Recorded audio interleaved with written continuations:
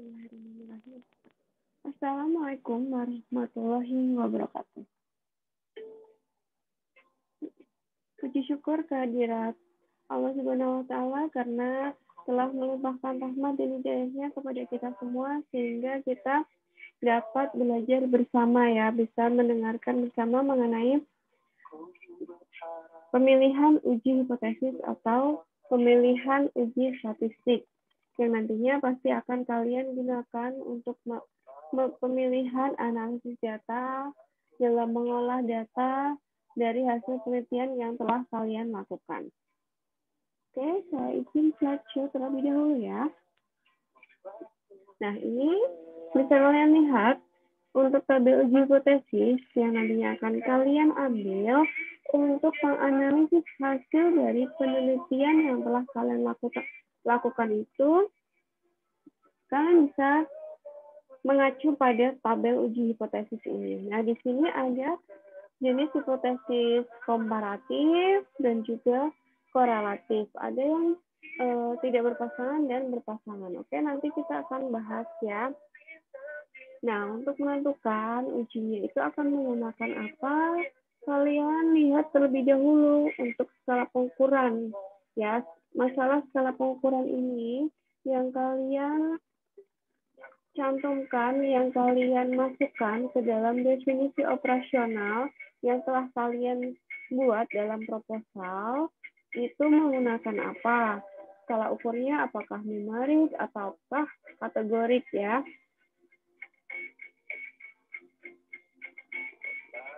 Nah, sekarang kalian perhatikan untuk komparatifnya terlebih dahulu. Kalau skala ukurnya itu adalah numerik, maka kalian bisa lihat ya pada tabel numerik ini di sini adalah yang menggunakan skala numerik uji yang akan kalian pilih ya.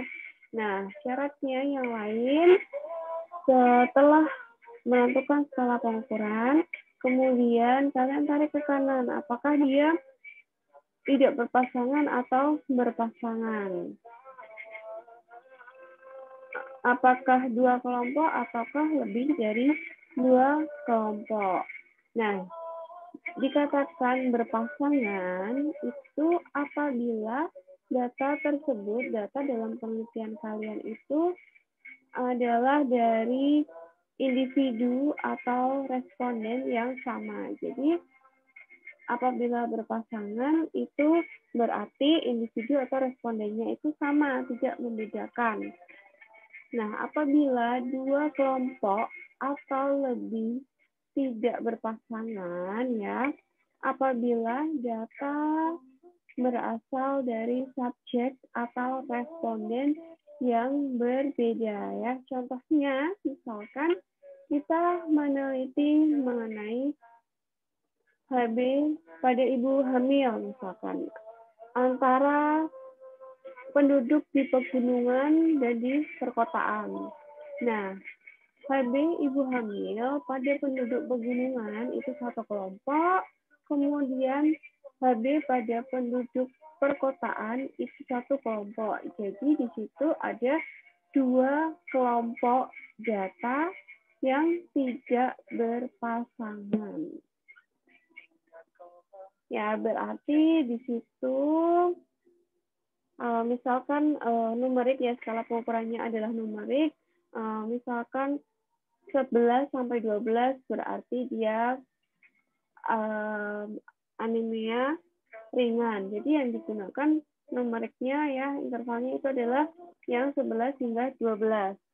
Nah, nanti kalian bisa menggunakan uji berarti menggunakan uji T tidak berpasangan ya apabila kalian menggunakannya skala ukurnya numerik.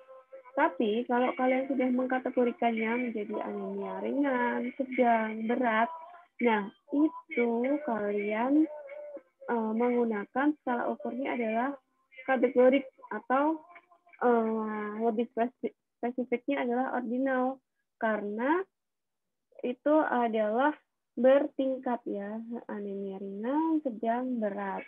Jadi itu adalah kategori. Nah, ordinal ya maksudnya. Nah, itu kalian bisa menggunakan Man with me. Kemudian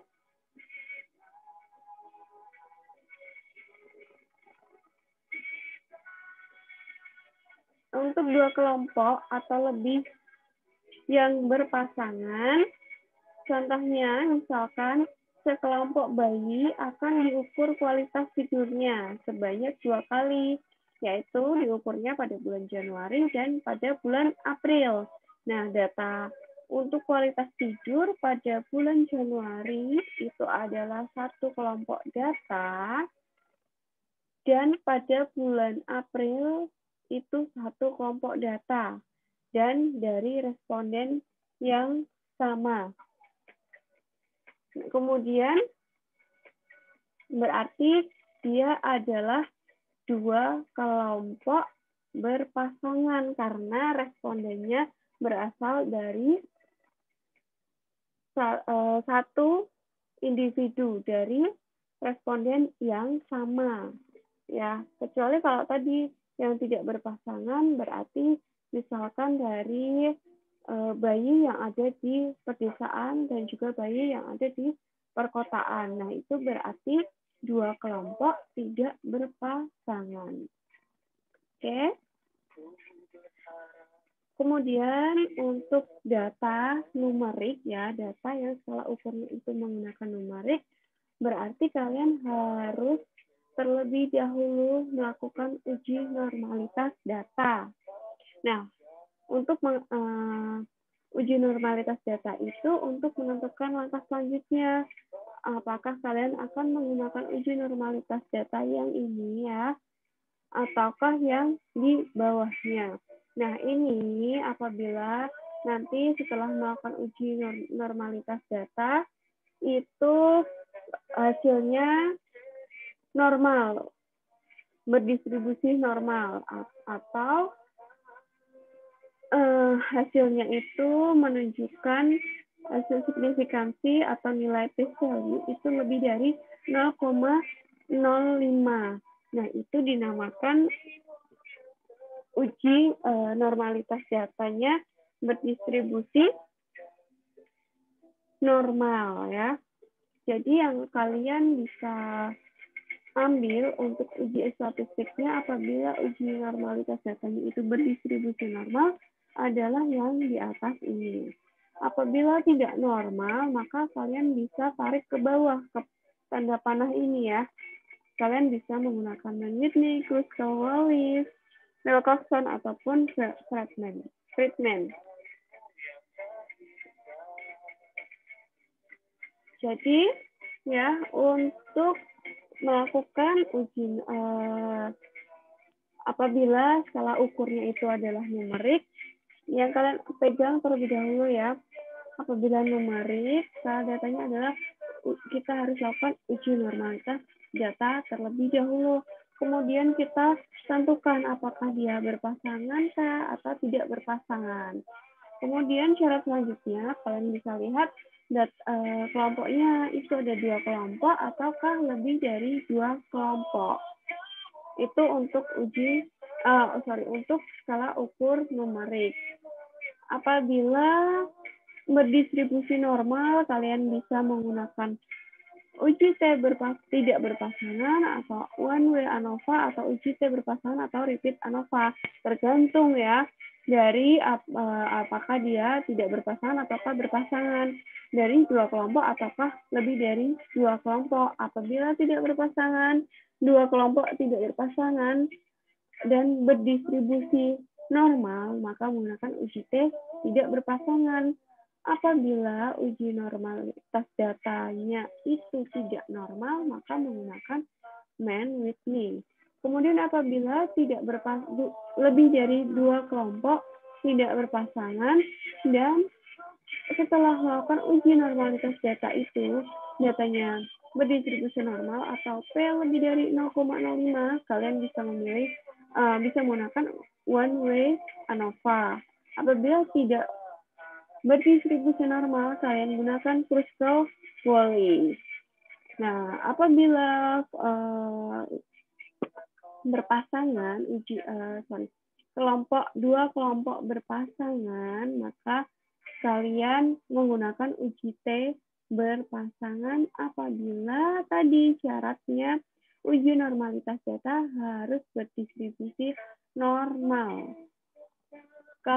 Kalau tidak normal, maka kalian menggunakan uji Wilcoxon. Kemudian untuk lebih dari dua kelompok berpasangan, kalian bisa menggunakan repeat ANOVA apabila data berdistribusi normal atau P lebih dari 0,05. Apabila P kurang dari 0,05 atau dapat dikatakan tidak normal ya, data berdistribusi tidak normal, maka kalian gunakan Friedman ini.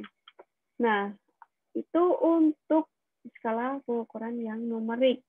Kalau untuk skala datanya adalah kategorik ataupun ordinal, kalian langsung saja ya, tidak perlu menggunakan uji normalitas data, karena di situ tidak berupa angka datanya, karena sudah bertingkat ya, sudah diordinalkan. Kalian langsung saja menggunakan main with me apabila dua kelompok tidak berpasangan. Atau kalau lebih dari dua kelompok tidak berpasangan, maka kalian menggunakan Kruskal-Wallis. Kemudian apabila kalian menggunakan dua kelompok berpasangan, maka uji statistiknya atau uji hipotesisnya gunakanlah Wilcoxon. Apabila lebih dari dua kelompok berpasangan, gunakan Friedman. Ya, ini yang di bawah sendiri adalah uji alternatifnya, uji lainnya yang bisa kalian gunakan. Yang pasti apabila menggunakan kategori, ya, skala ukurnya, itu langsung bisa kalian pilih menggunakan chi-square atau Fisher-Exact atau Kolmogorov-Smirnov.